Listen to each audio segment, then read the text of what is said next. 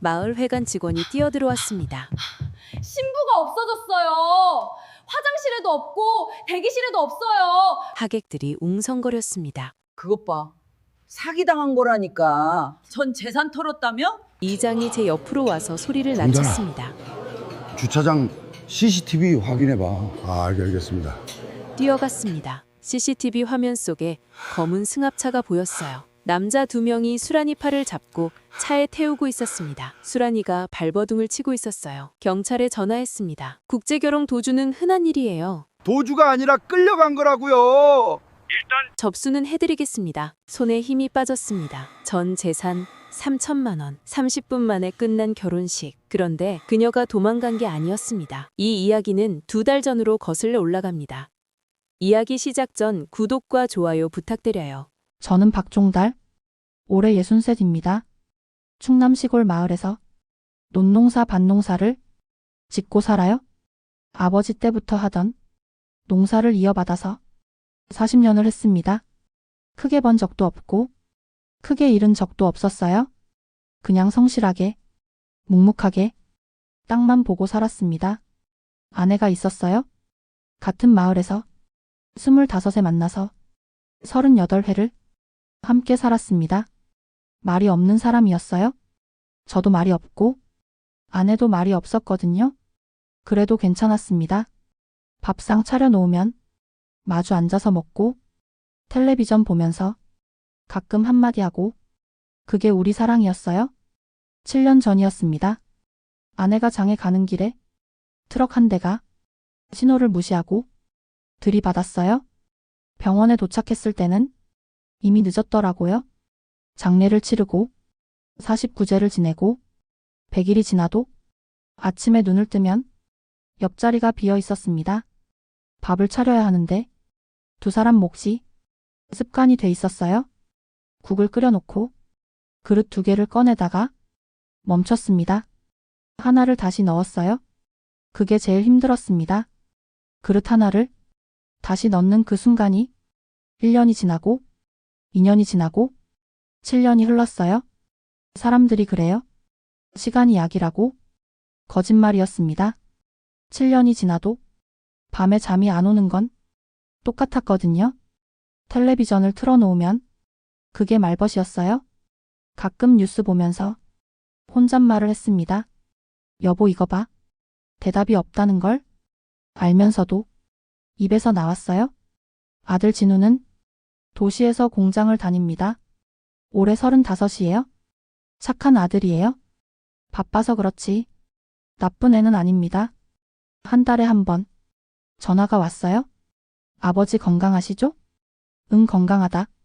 밥은 잘 드시고요? 응 먹는다. 알겠습니다.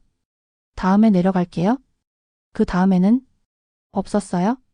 명절에 진우네 가면 며느리 소영이가 밥상을 잘 차려줬습니다. 아버지 더 드세요? 고마웠어요. 근데 저녁 먹고 나면 할 일이 없었거든요. 진우는 핸드폰 보고 소영이는 설거지하고 손주는 방에서 놀고 거실에 혼자 앉아 있으면 우리 집에 혼자 있는 거랑 다를 게 없었습니다. 그래서 일찍 내려왔어요. 매번 아버지 벌써 가세요? 응. 농사일이 있어서. 농사일이 아니었어요? 혼자 있는 게 남의 집에서 혼자인 것보다는 나았거든요. 어느 날 이장이 마당에 찾아왔습니다. 막걸리 한 병을 들고 왔어요. 종달아 한잔하자. 마루에 앉아서 둘이 마셨습니다. 이장이 말했어요. 종달아, 너 이러다 혼자 늙어 죽겠다. 웃었습니다. 웃을 수밖에 없었어요. 내 나이에 누가 시집을 와? 요즘 국제결혼이라고? 있잖아. 베트남 처자들. 착하고 일도 잘해. 우리 마을에도 2집이 했는데 잘 살아? 고개를 저었어요. 나는 됐어. 여자한테 미안하지. 이 늙은이한테 와서 뭘 하겠어? 이장이 한숨을 쉬었습니다. 형수님 떠난 지 7년이야 종달아. 혼자 밥 먹고 혼자 자고 혼자 늙어가면서 그게 사는 거야? 대답을 못했어요. 그날 밤 빈 방을 보면서 이장 말이 자꾸 떠올랐습니다. 며칠을 고민했어요. 국제결혼. 말만 들으면 돈 주고 사람을 사는 것 같아서 마음이 불편했습니다. 근데 솔직히 외로웠거든요. 아침에 일어나면 말할 사람이 없고, 밤에 잠들기 전에 인기척이 없고, 밥 먹을 때 맞은편 의자가 항상 비어 있었어요. 그 빈 의자를 7년 동안 봤습니다. 이장한테 전화했어요. 형, 그 국제결혼 어디서 하는 거야?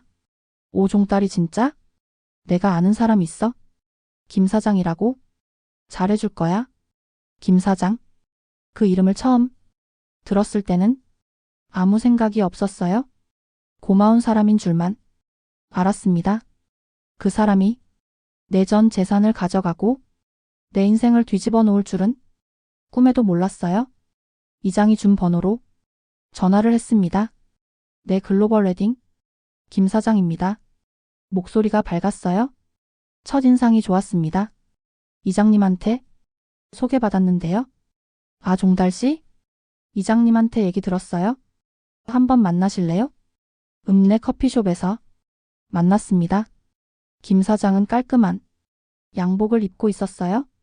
금시계를 차고 명함을 내밀었습니다. 어르신 걱정 마세요. 저희가 다 해드립니다. 베트남 현지에 직영 사무소가 있어요. 좋은 분 소개해드릴게요. 웃는 얼굴이 믿음직스러웠거든요. 비용이 얼마나 드는데요? 중개비 1,500만 원, 결혼 비용 1,500만 원, 합쳐서 3천만 원입니다. 3천만 원. 40년 농사 지으면서 모은 전 재산이 딱 그 정도였어요. 숨이 턱 막혔습니다. 김 사장이 웃으면서 제 손을 잡았어요. 어르신, 이 나이에 이런 기회 다시 없습니다. 평생 혼자 사실 겁니까? 그 말에 고개가 끄덕여졌습니다. 아들한테 전화했어요. 진우야, 내 아버지. 아버지가 재혼을 하려고 하는데 전화기 너머로 한숨이 들렸습니다. 재혼이요? 누구랑요? 국제결혼이라고? 베트남에서? 아버지 미쳤어요? 심장이 쿵했습니다. 전 재산 다 들어가는 거 아니에요? 3천만 원이야. 3천만 원이요? 그게 아버지 전부잖아요? 사기당하는 거 뻔하다고요? 요즘 뉴스 안 봐요? 국제결혼 사기가 얼마나 많은데? 목소리가 높아졌어요. 저도 모르게 목소리가 올라갔습니다. 내 인생이야. 내가 결정할게. 아버지가 얼마나 외로운지 너는 모르잖아. 전화기 너머로 진우가 아무 말도 안 했습니다. 한참 뒤에 한마디가 들렸어요. 후회해도 저는 몰라요. 전화가 끊겼습니다. 가슴이 아팠어요. 아들 말이 틀린 건 아니거든요. 그래도 7년이 너무 길었습니다. 한 달 뒤 인천공항이었습니다. 김 사장이 옆에서 같이 기다렸어요. 곧 나옵니다. 긴장하지 마세요. 입국장 문이 열렸습니다. 작은 캐리어를 끌고 여자가 한 명 나왔어요. 긴 생머리, 작은 얼굴, 큰 눈, 겁먹은 표정이었습니다. 주변을 두리번거리다가 김 사장을 보고 고개를 숙였어요. 김 사장이 저를 가리키며 뭐라고 말했습니다. 여자가 저를 올려다봤어요. 안녕하세요. 수란이에요. 서툰 한국어였습니다. 목소리가 떨리고 있었어요. 가슴이 두근거렸습니다. 설레는 게 아니었어요. 안쓰러웠거든요. 25살짜리 여자가 캐리어 하나 들고 낯선 나라에 온 거예요. 저보다 이 아이가 더 무서웠을 겁니다. 수란 씨, 나는 박종딸이에요. 잘 부탁해요. 수란이가 고개를 숙였습니다. 그때 봤어요. 수란이 손목에 멍 자국이 있었습니다. 물어보려다가 김 사장이 끼어들었어요. 자, 출발합시다. 차 대기하고 있습니다. 집에 데려왔습니다.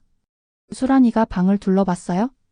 작은 농가, 낡은 벽, 삐걱거리는 마루, 서울이나 큰 도시를 기대했을 텐데 미안했습니다. 여기가 우리 집이야?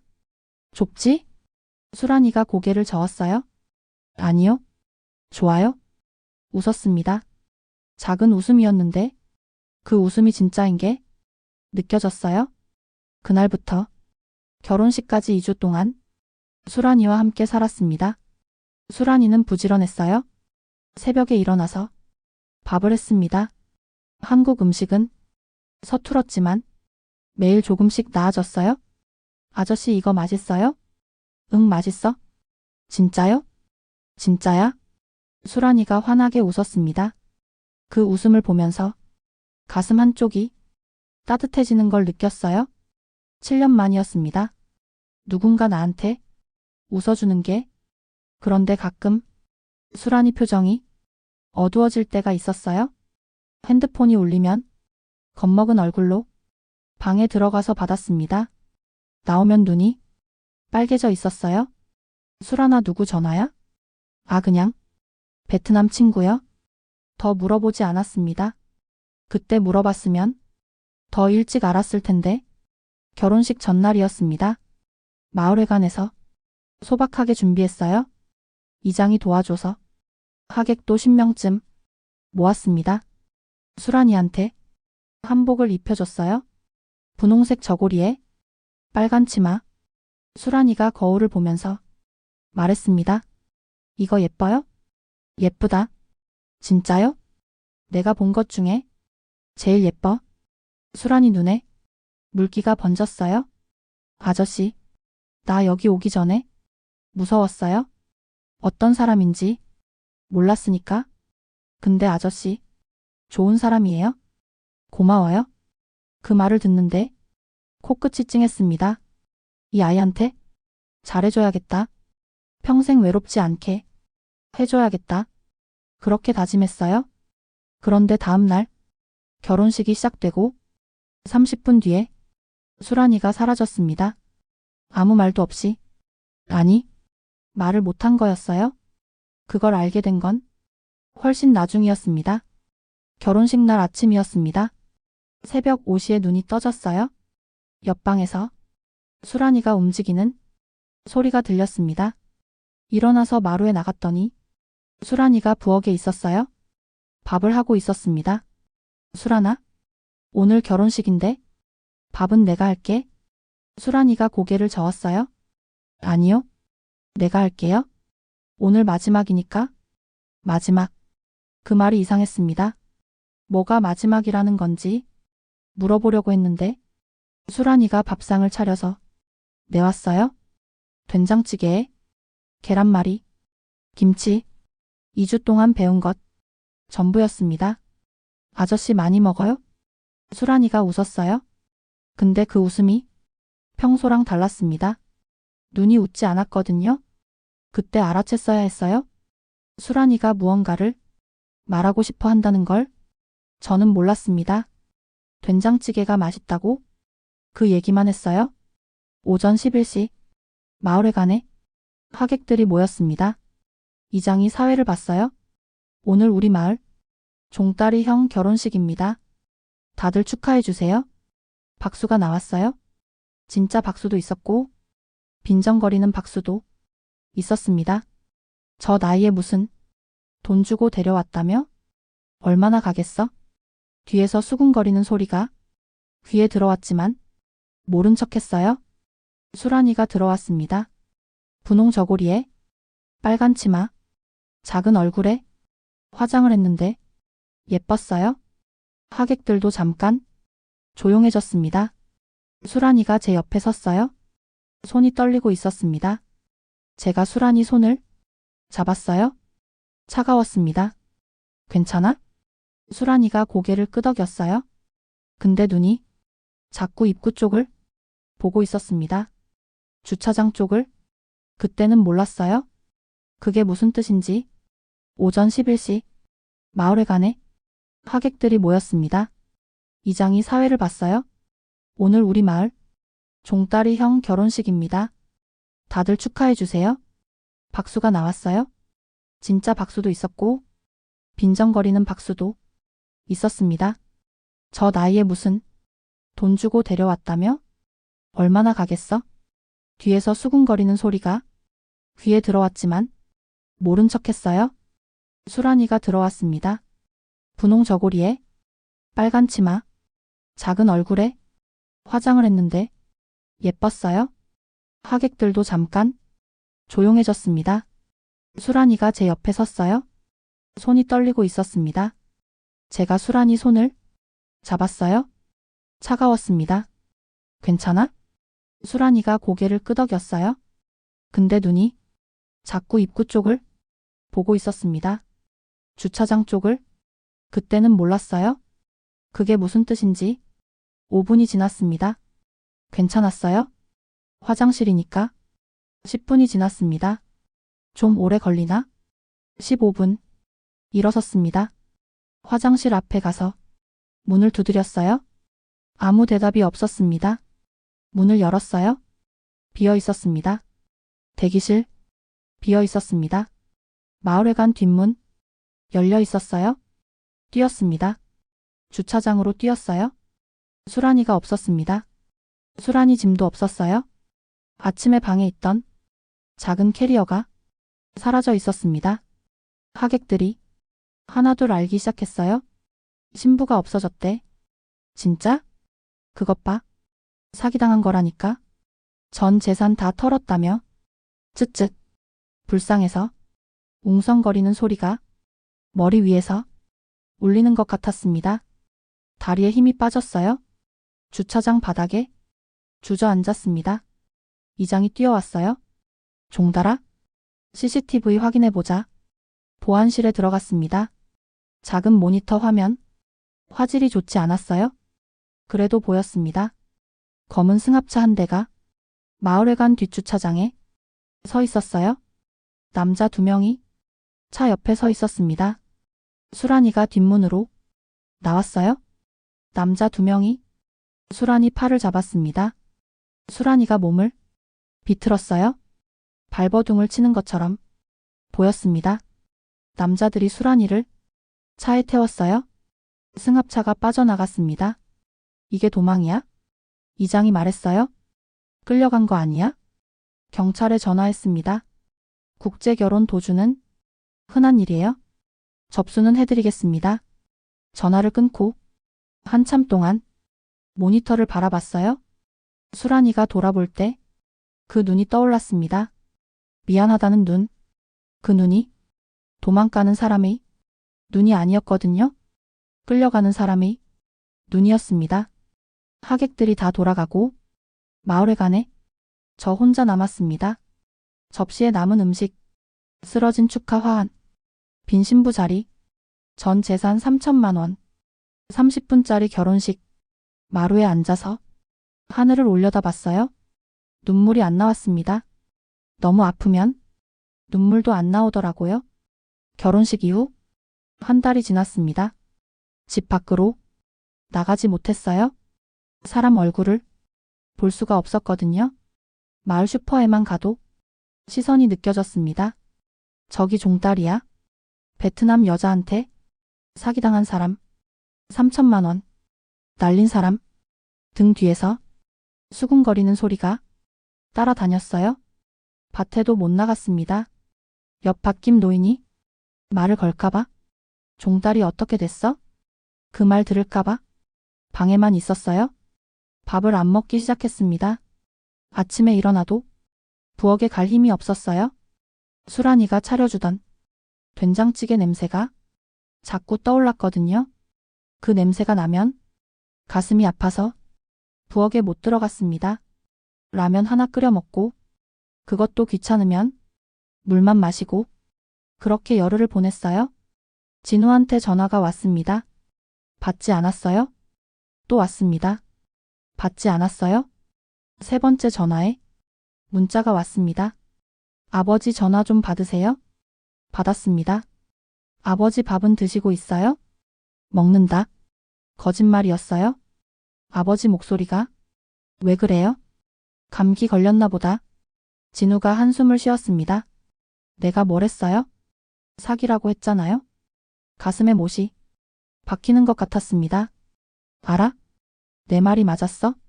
그러니까 이제 정신 차리세요. 3천만 원은 갔지만 건강이라도 챙기셔야지. 전화를 끊고 한참 앉아 있었어요. 아들 말이 맞습니다. 사기당한 거예요? 전 재산 날린 거예요? 근데 수란이 얼굴이 자꾸 떠올랐어요.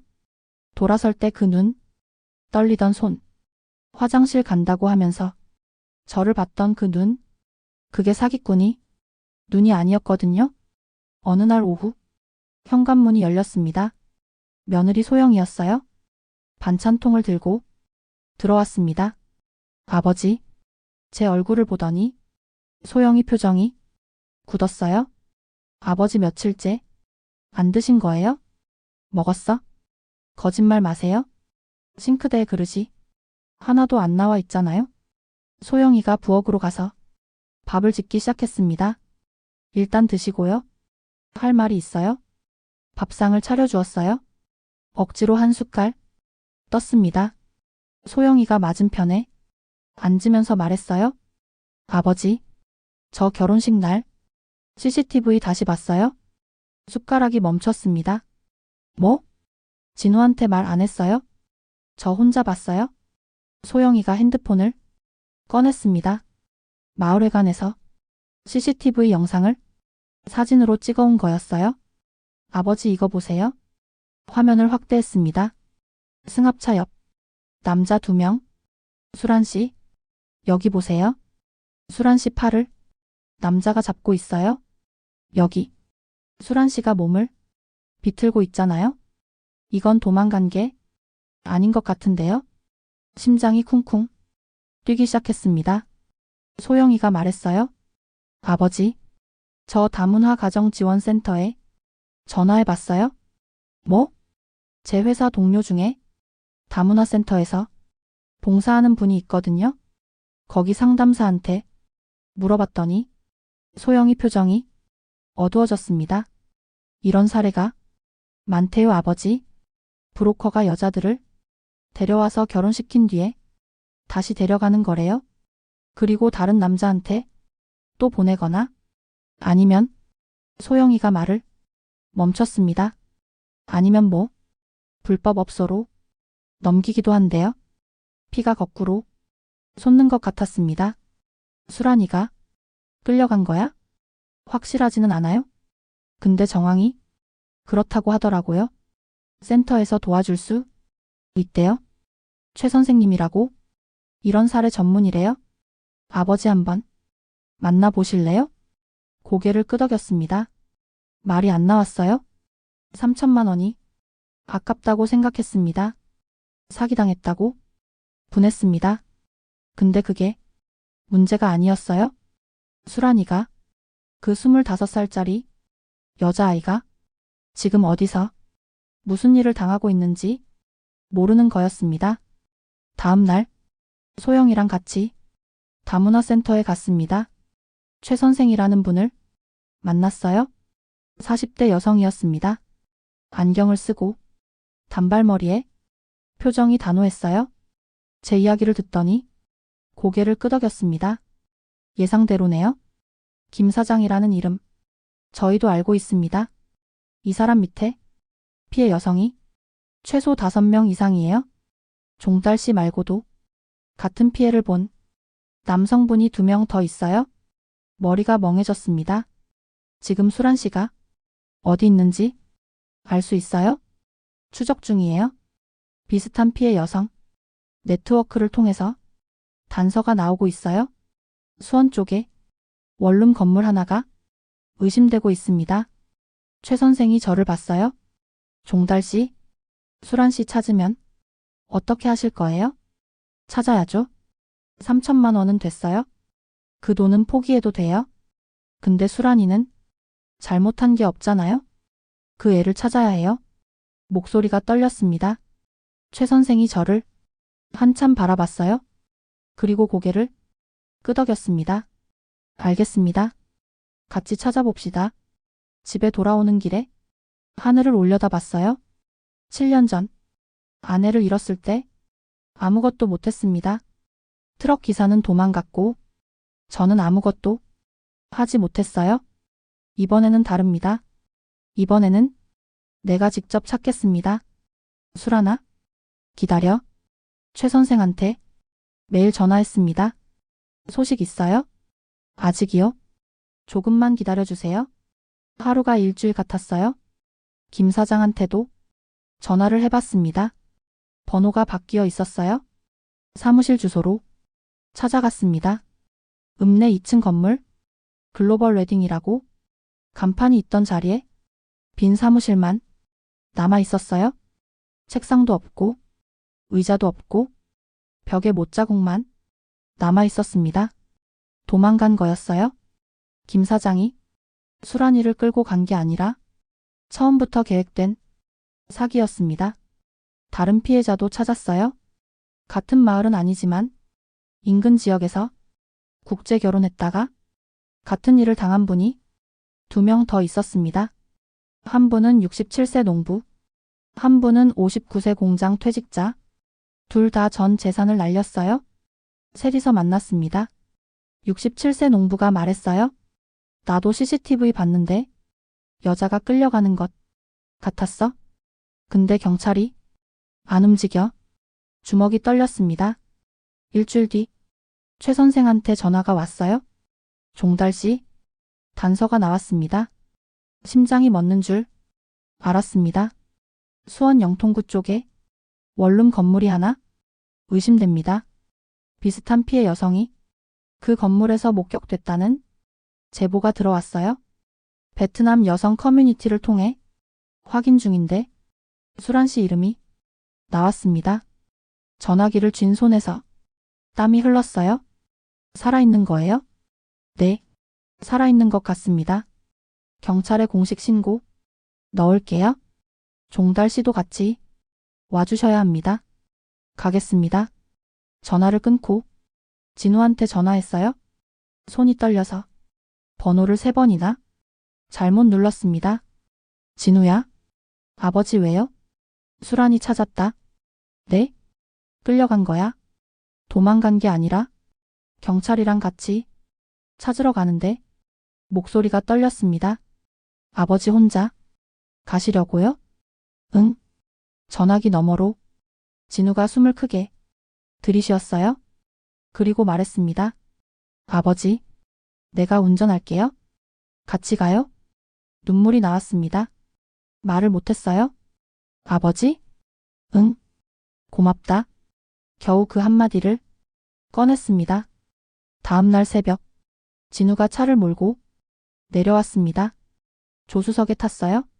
진우가 운전하면서 말했습니다. 아버지, 나 아버지한테 심한 말 했어요. 사기당한 거 뻔하다고, 후회해도 모른다고, 미안합니다. 밖을 바라봤어요. 대답하기가 힘들었거든요. 진우야? 네, 네가 맞았어? 사기는 맞아? 근데 수란이가 사기친 게 아니야? 그 애도 피해자였어? 진우가 핸들을 꽉 잡았습니다. 소영이가 보여줬어요. CCTV 팔 잡히는 거 봤어요? 그래서 온 겁니다. 고속도로 위로 아침 해가 올라왔어요. 충남에서 수원까지 2시간. 그 2시간 동안 진우랑 이렇게 오래 이야기한 건 처음이었습니다. 아버지, 응.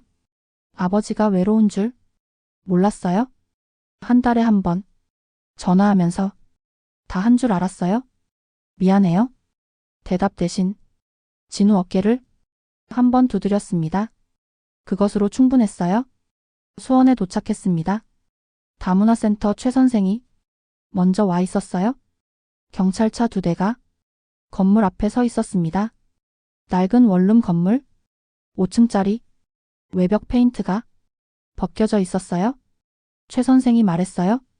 2층입니다. 201호에서 205호까지 베트남 여성 45명이 있는 것으로 파악됐어요. 김 사장 본인은 여기 있을 수도 있고 없을 수도 있어요. 경찰이 먼저 들어가고 저희는 뒤에서 대기합니다. 진우가 제 옆에 바짝 붙어 섰어요. 경찰이 계단을 올라갔습니다. 2층. 쾅쾅쾅. 경찰입니다. 문 여세요? 안에서 소리가 났어요. 여자들의 비명. 남자의 고함. 무언가 부딪히는 소리. 문이 열렸습니다. 경찰이 들어갔어요. 남자 2명이 끌려 나왔습니다. 김 사장 부하들이었어요. 이게 뭐야? 영장 있어? 경찰이 수갑을 채웠습니다. 그리고 안에서 여자들이 나왔어요. 1명, 2명, 3명, 4명. 전부 베트남 여성이었습니다. 야이고, 겁에 질려 있고, 팔에 멍이 있었어요. 5번째 여자가 나왔습니다. 수란이었어요. 방 구석에서 웅크리고 있었습니다. 경찰이 데리고 나왔어요. 수란이가 고개를 들었습니다. 저를 봤어요. 눈이 커졌습니다. 아저씨? 그 한마디에 다리가 풀렸습니다. 수란이가 뛰어왔어요. 아니, 뛰지 못했습니다. 비틀거리면서 걸어왔어요. 얼굴에 멍이 있었습니다. 팔에도 멍이 있었어요. 2주 전보다 더 야위어 있었습니다. 수란이가 제 앞에 서서 울기 시작했어요. 도망 아니에요? 나 도망 아니에요? 아저씨한테 가고 싶었어요. 미안해요. 미안해요. 무릎이 꺾였습니다. 주저앉으면서 수란이 손을 잡았어요. 작은 손이었습니다. 차가웠어요. 뼈가 만져졌습니다. 수란아? 괜찮아? 이제 괜찮아? 아저씨가 찾으러 왔어. 수란이가 제 손을 꽉 잡았어요. 놓지 않았습니다. 뒤에서 진우가 서 있었어요. 아무 말도 안 했습니다. 고개를 숙이고 눈을 닫고 있었어요. 최 선생이 다른 여성들을 돌보고 있었습니다. 경찰이 남은 방들을 수색하고 있었어요. 그리고 30분 뒤 김 사장이 잡혔습니다. 건물 뒤 골목에서 도망치다가 경찰한테 잡혔어요. 나는 합법적인 중개업자야. 이게 무슨 짓이야? 최 선생이 말했습니다. 합법이면 왜 여자들을 가둬놓습니까? 김 사장 얼굴에서 웃음이 사라졌어요. 수갑이 채워졌습니다. 수란이가 제 옆에서 그 장면을 봤어요. 처음으로 표정이 풀렸습니다. 겁에 질려 있던 그 얼굴에서 힘이 빠지는 게 보였어요. 끝났다는 걸 아는 표정이었습니다. 수란이 손을 놓지 않고 구급차까지 함께 걸어갔습니다. 수란이가 작은 목소리로 말했어요. 아저씨, 나 여기 있을게요. 도망 안 가요? 진짜야? 웃었습니다. 울면서 웃었어요. 63년 살면서 가장 긴 한 달이었고 가장 짧은 하루였습니다. 그리고 30분 뒤 김 사장이 잡혔습니다. 건물 뒤 골목에서 도망치다가 경찰한테 잡혔어요. 나는 합법적인 중개업자야. 이게 무슨 짓이야? 최 선생이 말했습니다. 합법이면 왜 여자들을 가둬놓습니까? 김 사장 얼굴에서 웃음이 사라졌어요. 수갑이 채워졌습니다. 수란이가 제 옆에서 그 장면을 봤어요. 처음으로 표정이 풀렸습니다. 겁에 질려 있던 그 얼굴에서 힘이 빠지는 게 보였어요. 끝났다는 걸 아는 표정이었습니다. 수란이 손을 놓지 않고 구급차까지 함께 걸어갔습니다. 수란이가 작은 목소리로 말했어요. 아저씨, 나 여기 있을게요. 도망 안 가요? 진짜야? 웃었습니다. 울면서 웃었어요. 63년 살면서 가장 긴 한 달이었고 가장 짧은 하루였습니다. 수란이가 병원에 입원했습니다. 영양실조, 타박상, 수면 부족. 의사가 말했어요. 한 달 정도 관리하면 괜찮습니다. 근데 몸보다 마음이 문제예요. 당분간 안정이 필요합니다. 병원에 매일 갔어요. 충남에서 수원까지 버스 2번 갈아타고 2시간 반 매일 갔습니다. 과일 깎아서 가져가고 죽 사가고 할 줄 아는 게 그것밖에 없었거든요. 수란이가 처음엔 말이 없었어요. 병실 창밖만 바라봤습니다. 제가 과일 깎아서 내밀면 조금 먹고 다시 창밖을 봤어요. 그렇게 일주일이 지났습니다. 어느 날 병실에 갔더니 수란이가 먼저 입을 열었어요. 아저씨, 응? 매일 와요? 응? 힘들지 않아요? 멀잖아요? 안 힘들어? 거짓말이었어요. 허리가 끊어질 것 같았거든요. 버스에서 2시간 반을 앉아 있으면 일어설 때 다리가 풀렸습니다. 근데 그게 뭐가 대수입니까? 수란이가 1달 동안 겪은 것에 비하면 2주쯤 됐을 때 수란이가 조금씩 이야기를 했어요. 나 베트남에서 빚 있었어요.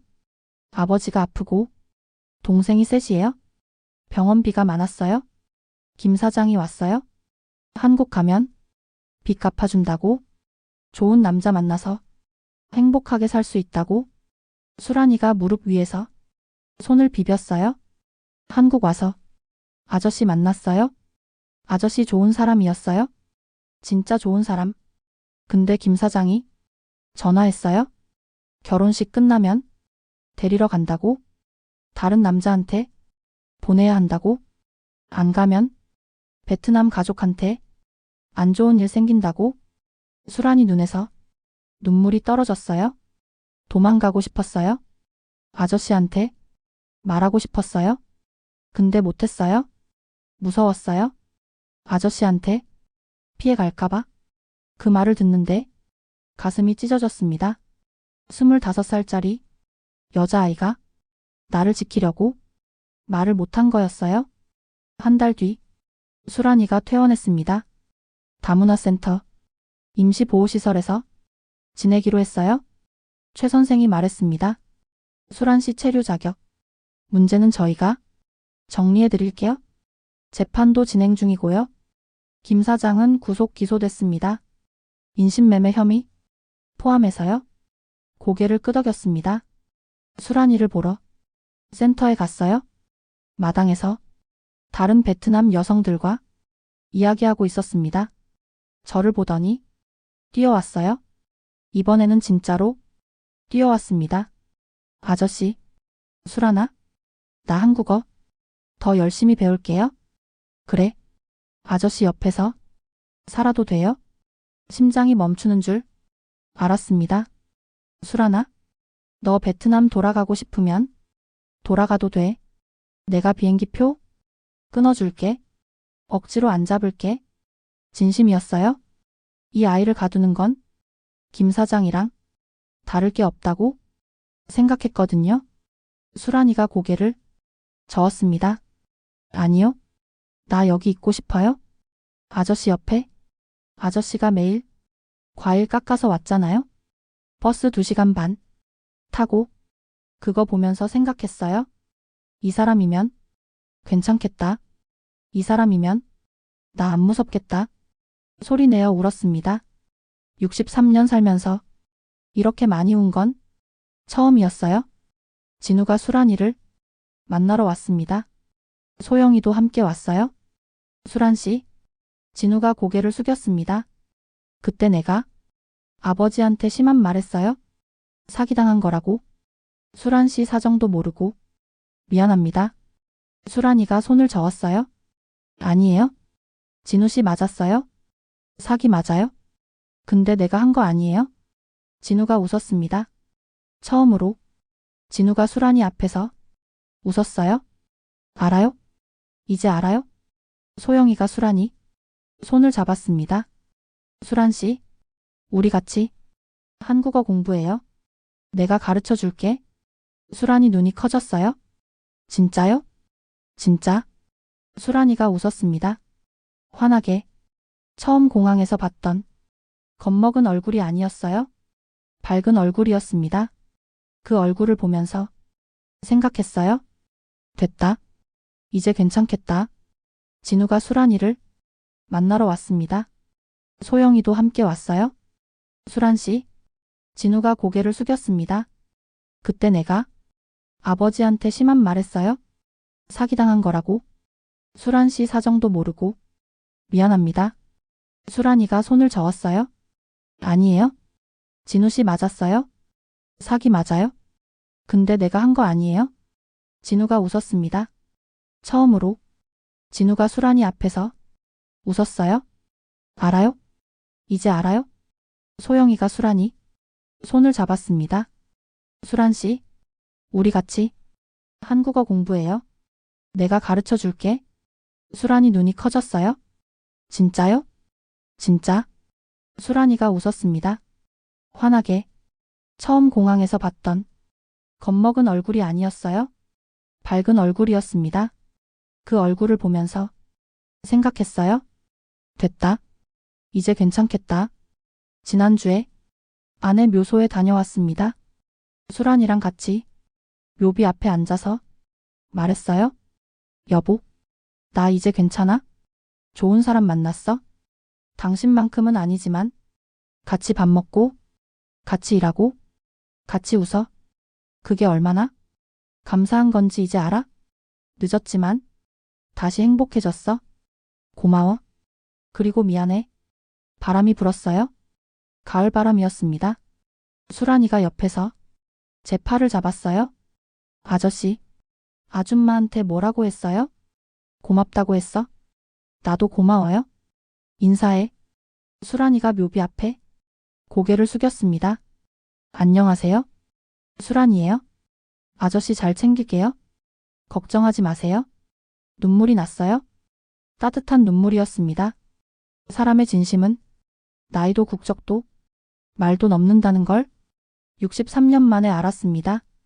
늦게 찾아온 가족이었지만 그래서 더 소중했더라고요.